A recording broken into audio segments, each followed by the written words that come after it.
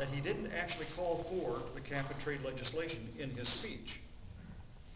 And the feeling, therefore, was that maybe he was backing off of that because he knew he couldn't get it.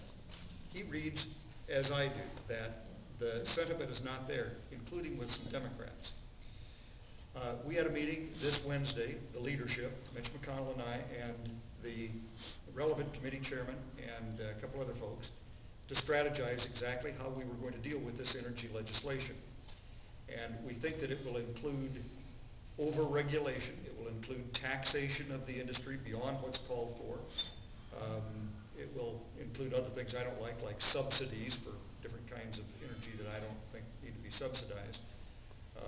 And there will undoubtedly be other bad provisions. And the other concern is if they pass that kind of legislation, even though it doesn't have cap and trade in it, and then it goes to a conference committee with the House, there's something called the Markey-Waxman bill, which does have a version of cap and trade. So then would they, in the conference committee, would they ignore the Senate bill, put cap and trade in, and then send it back to us as a conference report, which we cannot amend?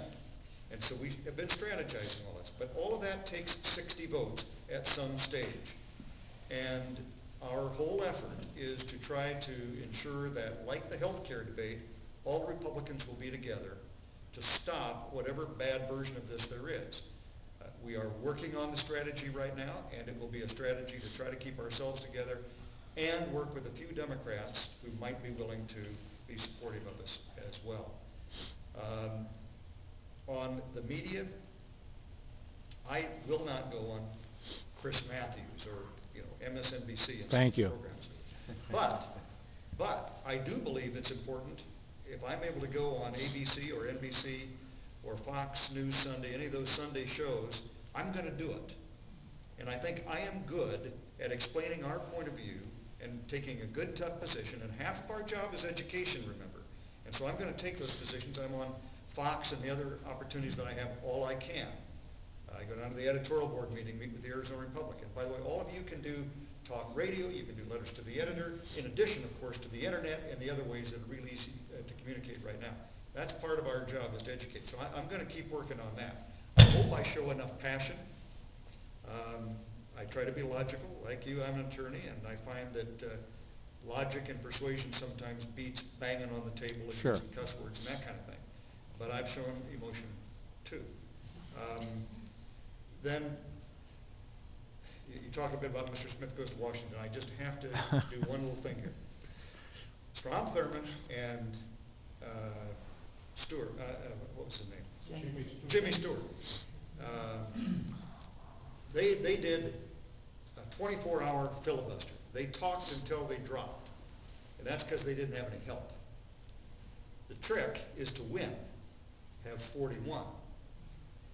One person can filibuster until you drop, and then that's it. Here's how a filibuster happens.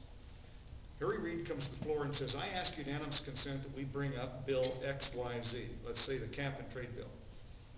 One of us stands up and says, I object. Then the only way he can get that bill up is to file a cloture petition and have a vote. And if 60 senators agree, then we take the bill up. You can also use that same objection for any amendment and final passage. So you can take a long time to consider a bill. Suppose the cloture's invoked, then what happens? We then have 30 hours of debate under the rules, and we take the entire 30 hours. But you have to be a little careful about this stuff. He can also stay in session all night long, so that the 30 hours starts at 8 at night and goes till 2 o'clock the next morning, the next afternoon. So sometimes it isn't quite what the way the rules seem to suggest in terms of your ability to slow things down. But that's why I talked about 60. And the last thing you said was... Elena Kagan. Oh, Elena Kagan. I don't know that she's a socialist or a Marxist. I haven't seen that in what she's written. But she did write a rather fawning thesis about the socialist movement of the 30s or something along those lines. Well, did you see her letter to the editor? It was an article in the paper where it was right after the '94 elections, and she said something about, you have seen that. Yeah, and there she's talking about left. She said she was just distraught that Republicans had won the election and said, and she recorded her thoughts in some way in any event, and said, it's my hope that after a couple of years the public will tire of this and we'll come back with an even more left-wing. A leftist left, I think is what the term was. Leftist left. Yeah. I have no doubt, and I told her this when I met with her Monday, that she is a liberal progressive. I don't like that word, but that's the word that's used to describe a movement that started with President Wilson and really was sort of a quasi-socialist but very left-wing in any event. And it seems to me that during her career, she has demonstrated that she is very leftist. Now the question is, will she lay her political views aside when she takes the bench? If you've been a judge for 10 or 15 years, like Sonia Sotomayor was, then you might have the ability to argue, well, look at my decisions. You can't find very many of my decisions where I let my political views creep in. And in Sotomayor's case, incidentally, there weren't that many. There were several.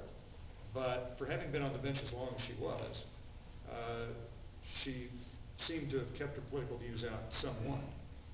I don't think she's done that since she's gotten to the Supreme Court, which is one reason I opposed her. But that's the question. But Elena Kagan doesn't have that experience on the bench.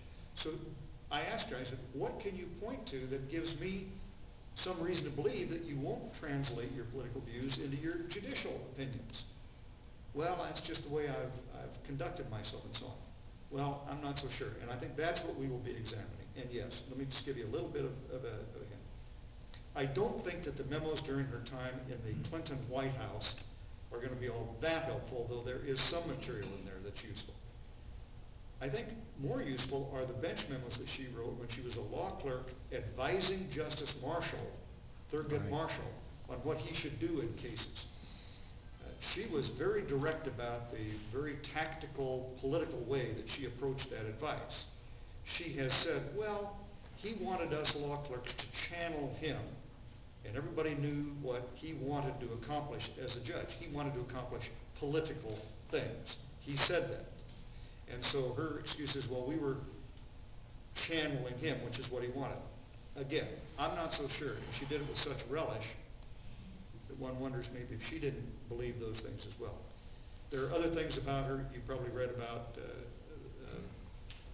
booting the military recruiters off the Harvard campus.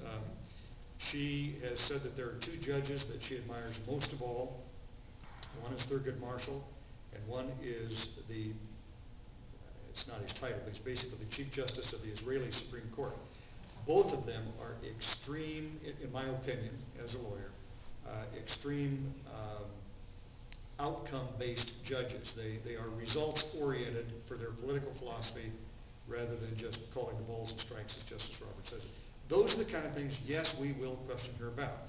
And if you saw my questioning of Sonia Sotomayor, or if you heard my opening and closing comments on the floor explaining my vote, I think you can appreciate I can do that well. If you would like a copy of them, I'd be happy to send them to you.